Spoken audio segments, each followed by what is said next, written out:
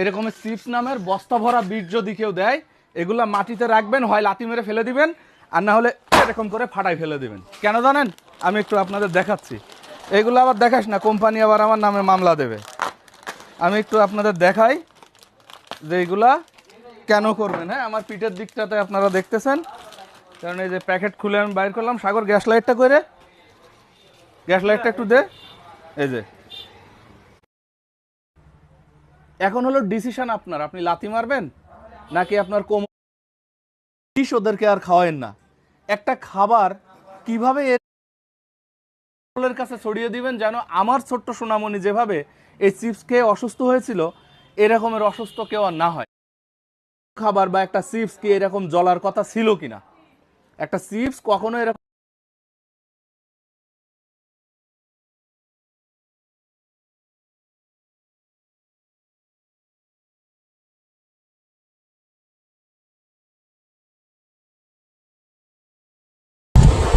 তুমি আমার বাল বুঝো, আমি কি করি এটা শোন, আমি কি বলি এটা শোনাবি।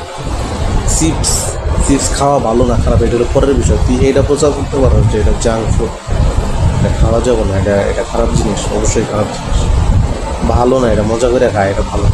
কিন্তু তুই যে আগুন ধরায়, তুই যে বিজ্ঞানী রইলি, বিজ্ঞানী ওরে বাপরে, তুই আবার চাইলে বিজ্ঞানী রয়ে গেছে। আগুন ধরায় চিপসের প্যাকেটে তুই একটা আগুন ধরায় দিয়া তুই গ্যাস সম্পর্কে জানো? তোর এখন আন্দাজ আছে? এই চিপসের প্যাকেটের ভিতরে নাইট্রোজেন গ্যাস থাকে, এটা স্বাস্থ্যের জন্য মোটেও ক্ষতিকর না। এটা আমাদের আমাদের এই চিপসের প্যাকেটে নাইট্রোজেন গ্যাস দেওয়ার কারণ কি জানো? এটা নাইট্রোজেন গ্যাসটা থাকলে পচবে না, চিপস পচবে না। আর এই নাইট্রোজেন গ্যাস শতভাগ নিরাপদ।